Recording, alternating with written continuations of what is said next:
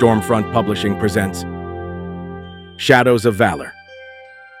Written by James Krieger and Adolf Riker. Performed by Thomas Richter.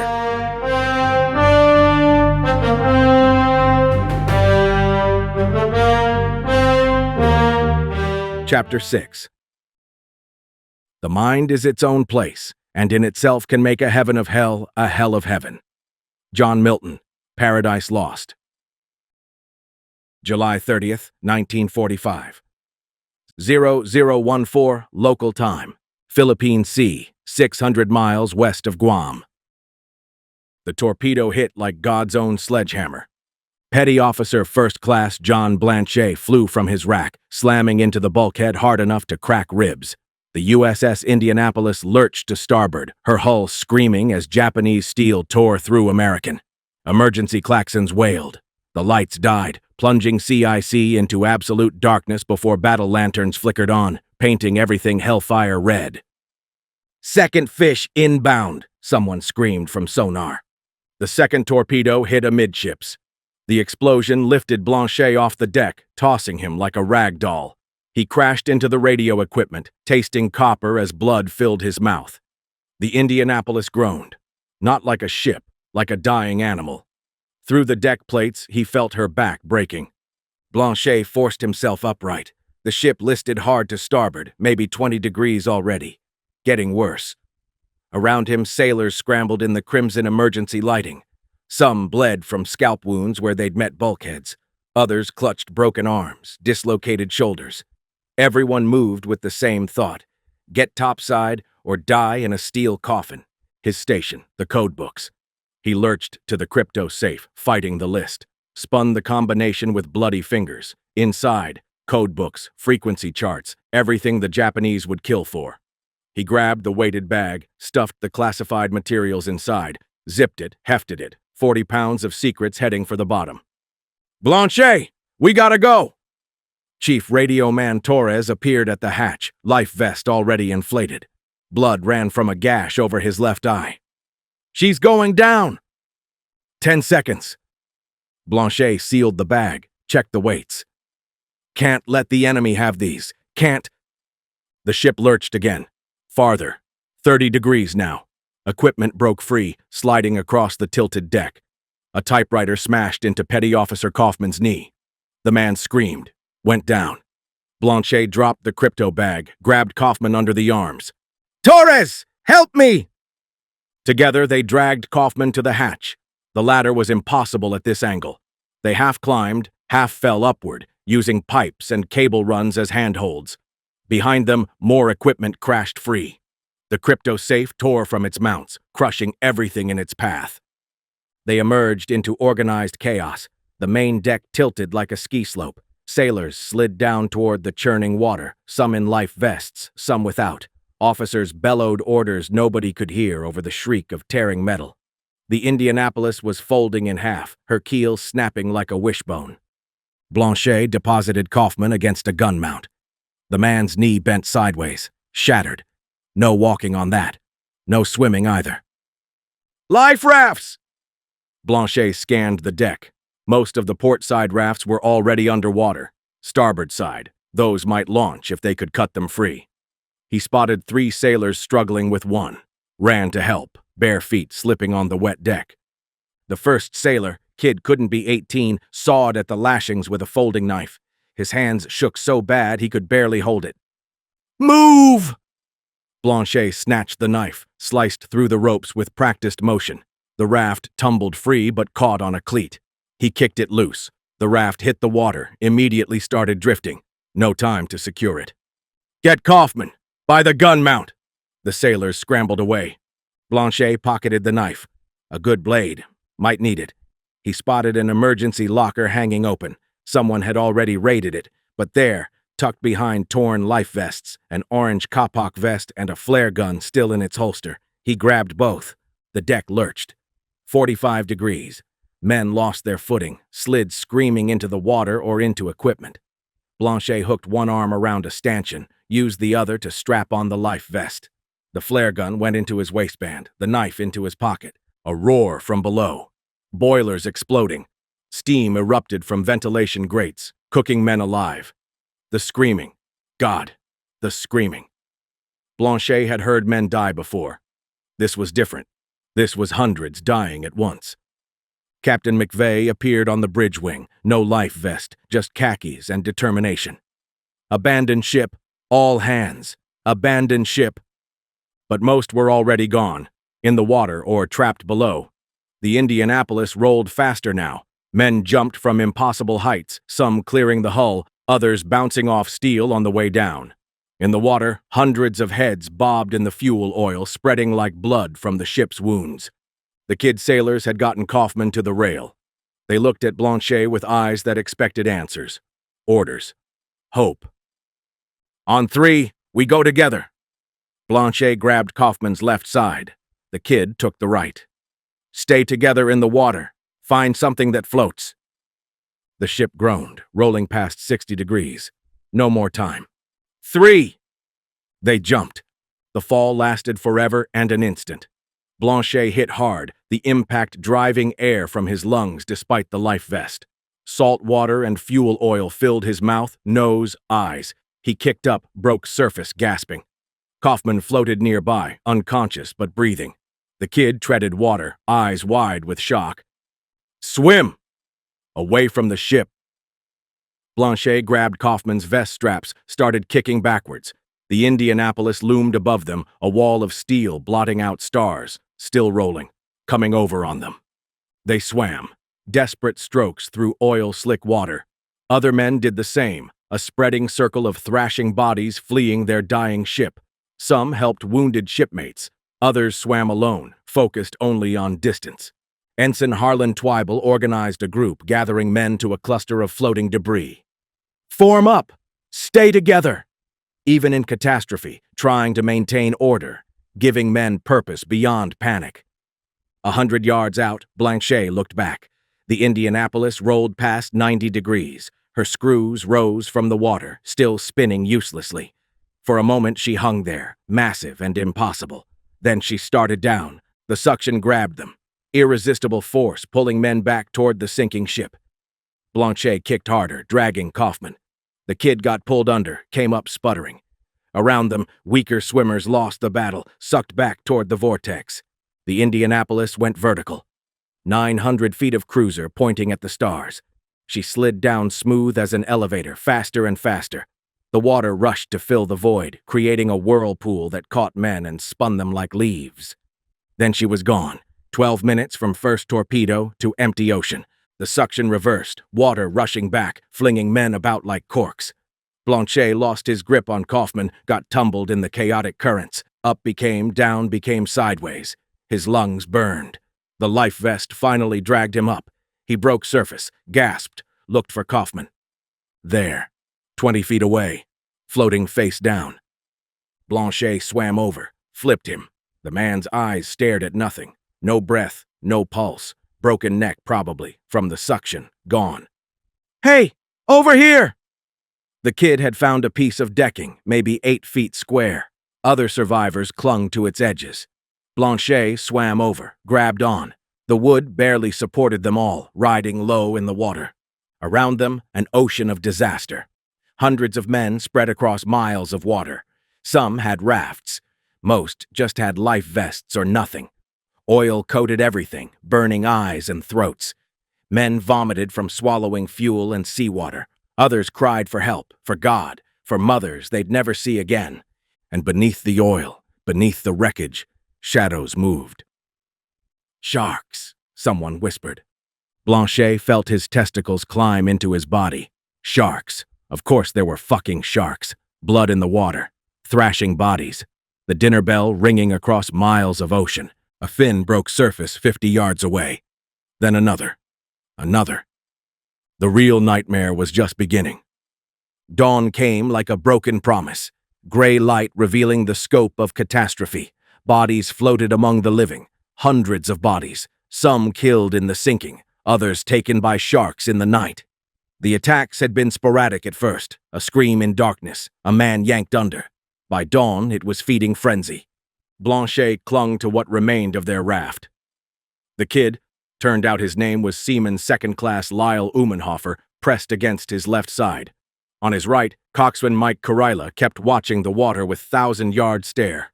They'd started with 8 men on this piece of decking. 4 left. Movement, Kurila croaked through split lips. 3 o'clock. A dorsal fin sliced the water 30 yards out, tiger shark by the size, 12 feet of muscle and teeth, circling, always circling. Blanchet fingered the knife in his pocket. Useless against that. But the weight of it mattered somehow. To their left, another group clustered around an intact life raft. 20 men, maybe, taking turns in the raft while others clung to its sides. Ensign Twible had kept them organized through the night. Maintain discipline. Rotate positions. Share water from the raft's emergency kit. A scream from that group. Men thrashing. Someone got pulled under, right from the raft's edge. The water churned red. Others tried to pull away, but there was nowhere to go. The sharks had learned. The rafts meant food.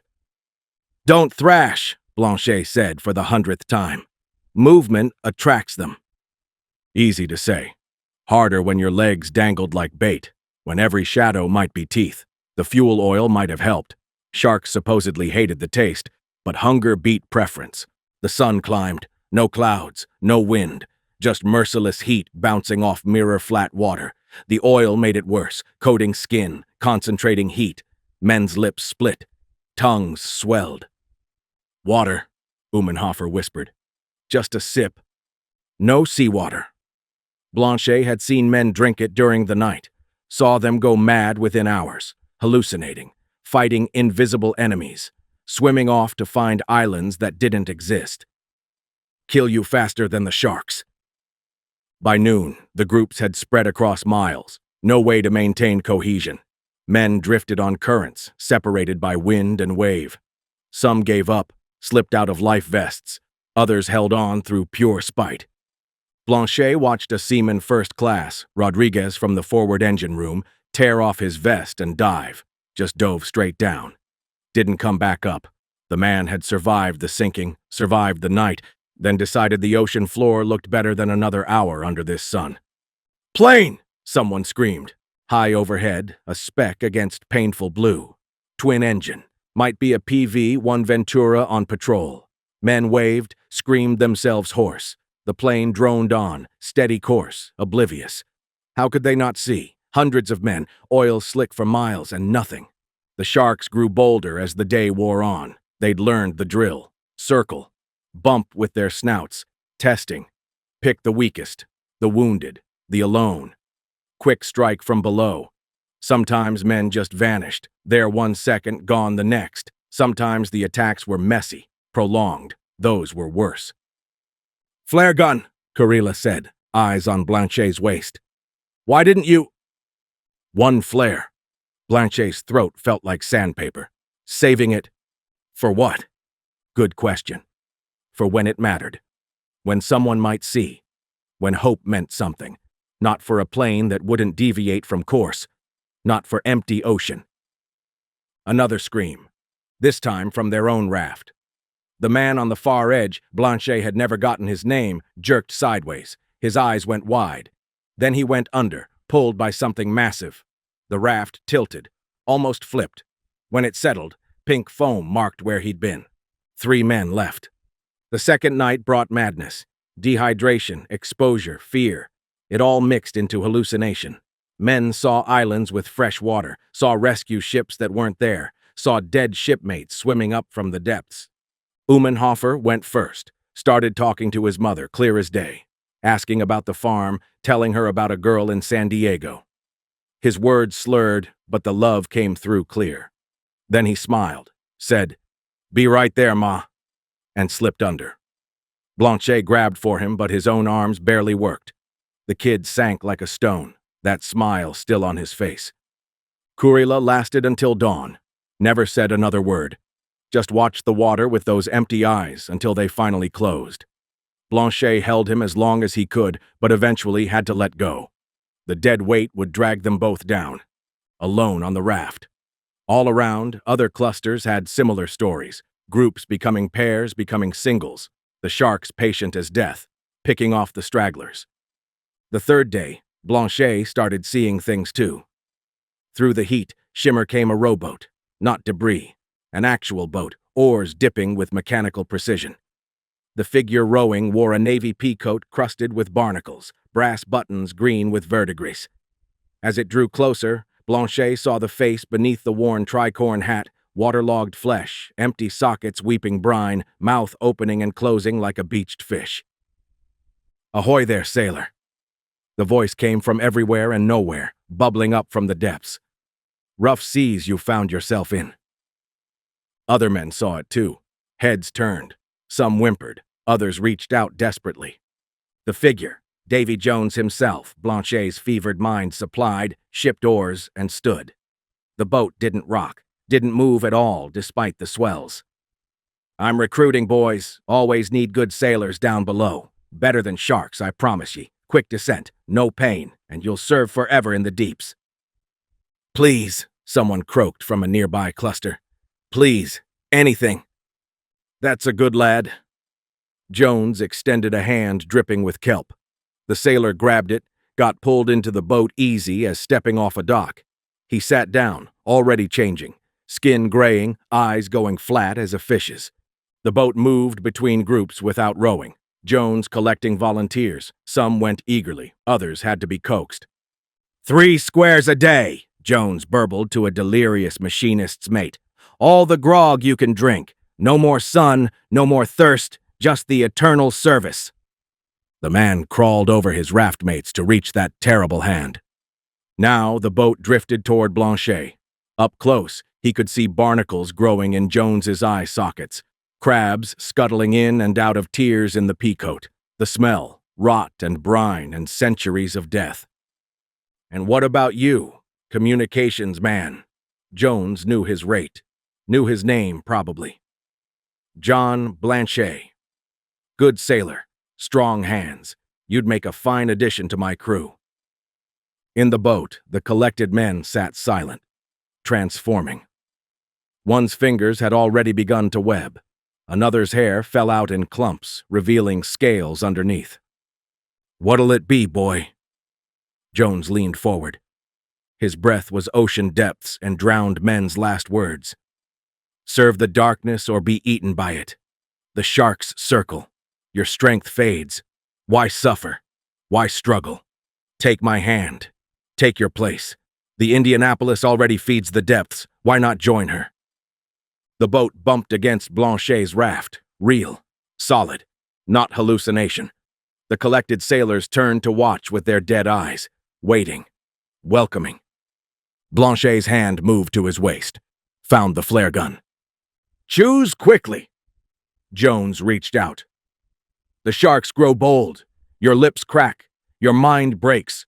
Down below there's no pain, no thirst, only service, only purpose, only—" Blanchet raised the flare gun, aimed at that terrible face, pulled the trigger. The flare hit Jones' center mass. For an instant, nothing. Then the barnacled coat ignited like it was soaked in pitch. Jones screamed, sound like a ship's hull breaking. The fire spread to the boat, to the transformed sailors. They writhed but couldn't escape, fused to their seats by whatever dark compact they'd made. "You dare!" Jones's voice shook the water. "You dare refuse the depths!" The boat cracked down the middle.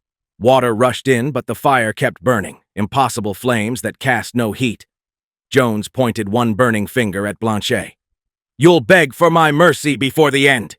You'll scream for the darkness. You'll—" A sound cut through his curse. Engines, real engines. Not ghost ships, but aluminum and steel.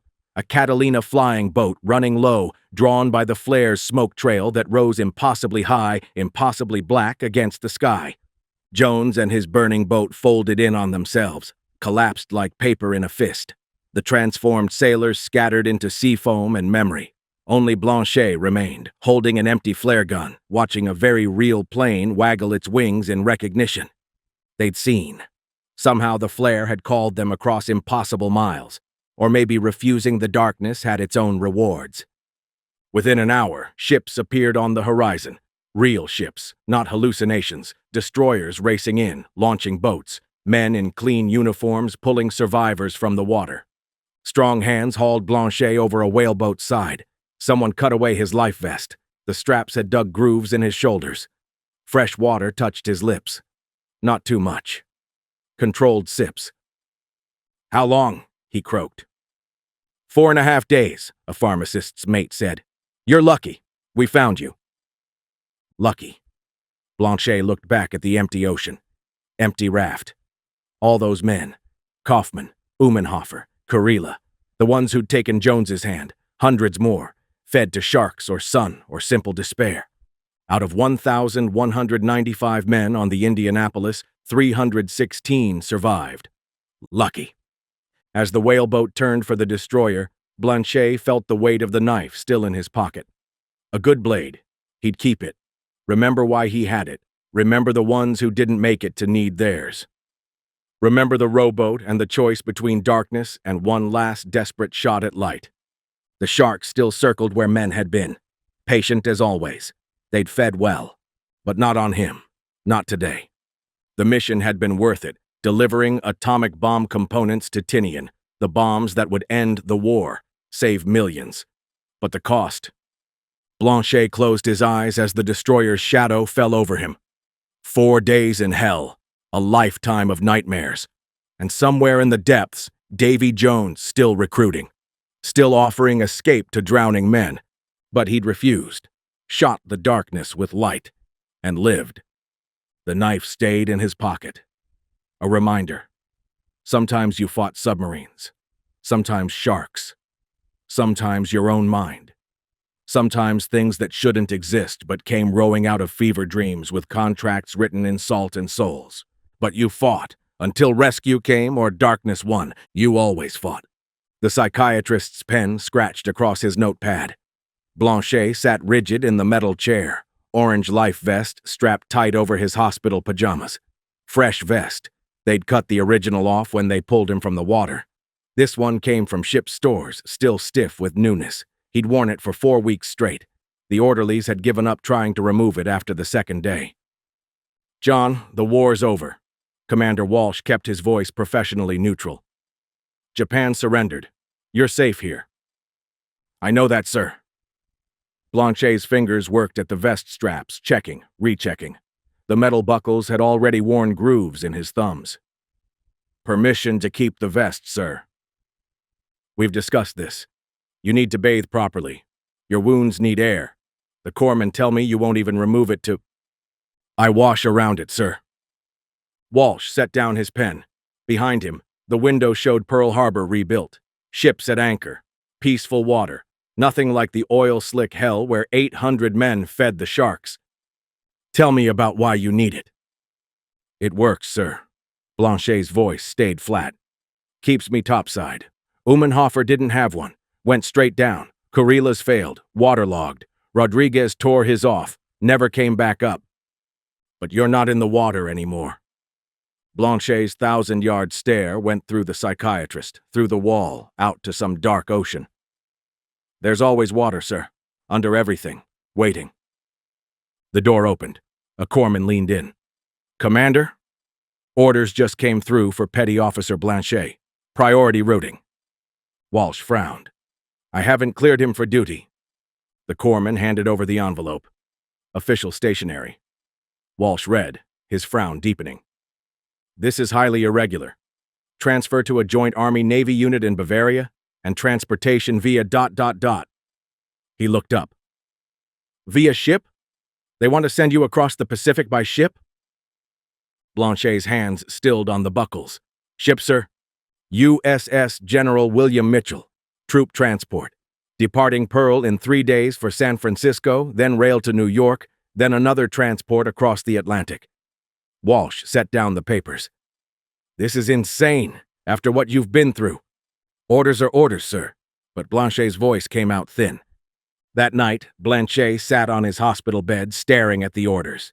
Shipped to San Francisco, 10 days at sea, then the Atlantic crossing, another 2 weeks. His hands wouldn't stop shaking. "Hey, topside." Corpsman Martinez stuck his head in. Word had spread about the crazy sailor who wouldn't take off his life vest. Heard you're shipping out by ship. The words tasted like ash. Martinez's face fell. Shit. That's... Who the hell ordered that? Some unit in Bavaria. Blanchet tested the vest buckles, tighter than usual. G.I. Joe, whatever that means. You could refuse. Medical grounds. Walsh would back you. Orders are orders. Martinez was quiet for a moment, then, look, some of the guys wanted you to have this. He held out a small canvas bag. Inside, Blanchet found a collection of odds and ends. A whistle on a chain, silver, not regulation. A waterproof compass, a signal mirror, survival gear collected from other sailors who'd been in the water, who understood. For luck, Martinez said, and Kowalski from Ward 3. He was on the Juno. He said to tell you the Mitchell's a good ship. Liberty class, stable in heavy seas, triple hull construction. Blanchet's throat tightened. He managed a nod, tucked the bag inside his vest, against his chest. More talismans, more things between him and the deep. 3 days later, Blanchet stood at the base of the Mitchell's gangway. The ship loomed above him, gray steel against gray sky. Other passengers streamed aboard, soldiers rotating home, Marines, a few Navy personnel. Nobody else wore a life vest over their uniform. "Move it along, sailor!" A bosun's mate gestured impatiently. Blanchet forced his feet up the gangway. Each step felt like climbing back onto the Indianapolis. At the top, he turned right automatically, toward his berthing area on a cruiser that lay rusting on the ocean floor. "Transport passengers deck C." A seaman pointed him right. "Down 2 levels, follow the signs." The berthing compartment was cramped, bunks stacked 4 high. Blanchet found his assigned rack, middle level. The sailor below looked up, saw the vest, started to comment, then noticed Blanchet's eyes. "Indianapolis?" he asked quietly. Blanchet nodded. "My brother was on the Juno. After she went down, he couldn't..." The sailor gestured vaguely. "Anyway, I'm Morrison. You need anything, you let me know." The first 3 days passed in routine. Blanchet stayed below mostly, venturing topside only when the compartment walls pressed too close. He ate little, slept less. The ship's movement, gentle swells that wouldn't have registered before, made him grip his bunk rails until his knuckles went white. On the 4th night, he couldn't stand it anymore. The berthing compartment felt like a steel coffin. He made his way topside, past sailors playing cards, past the duty watch who'd grown used to the strange petty officer in the life vest. The deck was mostly empty, moon 3/4 full, painting the Pacific silver, calm seas, perfect sailing weather. Blanchet moved to the rail, forced himself to look at the water. Just water. Miles of it in every direction, but he was safe on steel decks, safe above, topside. Then he saw the lights. Off the starboard bow, maybe half a mile. Ship's lights, but wrong. Too yellow. Too steady. No running lights, no navigation markers. Just lanterns that burned without flickering despite the ocean breeze. The ship materialized from darkness like fog becoming solid. 3-masted, square-rigged. Sails full despite the calm air. Moving parallel to the Mitchell but matching speed perfectly. Impossible for a sailing vessel. And on her deck, figures. Dozens of them. Standing at the rails, not moving, not working lines or adjusting sails, just standing, watching. No. Blanchet gripped the rail. Not here. Not again. A voice carried across the water, not shouting, speaking normal volume but reaching him clear as a bell. "Ahoy there, Blanchet." Davy Jones stood at the ghost ship's wheel. Same barnacled coat, same tricorn hat, same empty sockets weeping brine. But now he commanded a full vessel, not just a rowboat. The figures at the rails turned in unison. Blanchet recognized faces. Men from the Indianapolis. Men who'd taken Jones's hand. Men who'd swum off chasing rescue that never came. "Fine night for sailing," Jones called conversationally. "The boys wanted to see you. Say hello, lads." The figures raised their hands in perfect synchronization. Waved. Their movements were wrong, too fluid, like seaweed in current. Their eyes caught the moonlight like fish scales. "Get used to the view, communications man." Jones's voice carried that same burbling quality, words formed by things that weren't quite lungs. "Maybe not today, maybe not tomorrow, but the depths have ye marked. Every time you cross blue water, we'll be watching, waiting." "I shot you," Blanchet's voice cracked. "You burned." "Aye, that stung a bit," Jones laughed, sound like water rushing through holes. "But fire can't kill what's already drowned. Can't burn away a claim fairly made. You're ours, Blanchet. The sea knows its own." The ghost ship began pulling ahead, moving impossibly fast for a vessel under sail. As it passed, Blanchet saw the name on its stern, Indianapolis. But wrong. The letters writhed like living things. "Enjoy your voyage," Jones called back. "We'll be below, always below. And one day, could be calm seas, could be storm, you'll hit the water again. And this time, no flares will save you. This time, you'll take my hand gladly." The ship faded like morning mist. One moment solid, the next translucent, then gone. Just empty ocean under moonlight. But Blanchet could feel them down there, waiting, watching, patient as the tide. "You okay, sailor?" Blanchet spun. A Marine corporal stood behind him, cigarette glowing. "Thought I heard you talking to someone." "Just practicing a report." Blanchet's hands worked the vest buckles. Click, check, click. "Couldn't sleep." "Yeah, I get that." The Marine flicked ash overboard. "Pacific's too quiet at night, like it's waiting for something." They stood in companionable silence. After a while, the Marine finished his smoke and headed below. Blanchet stayed at the rail until dawn, watching the water. No more ghost ships, no more voices. But he knew they were there. Jones had made that clear. The depths had him marked. The rest of the voyage passed without incident. San Francisco materialized from fog, bridges, and buildings that meant solid land. Blanchet was first down the gangway, feet hitting the pier with desperate relief. But ahead lay rail to New York. Then another ship, another ocean. And below every ocean, Jones waited with his crew of transformed dead. Patient, eternal, knowing that every sailor returns to the sea eventually. Blanchet shouldered his sea bag, adjusted his life vest, and headed for the train station. Orders were orders. But now he knew the truth. It wasn't sharks that were the real danger. It was the recruiting officers of the drowned, always hiring, always watching from ships that shouldn't sail. The depths had him marked. But he was still topside, still breathing air instead of brine. The vest would keep him floating when the time came, and maybe, if he was very lucky, he'd find another flare before Jones came collecting. Maybe. The train whistle echoed across the harbor. Time to continue the journey. Time to cross another ocean. The depths could wait. They were patient. But so was he.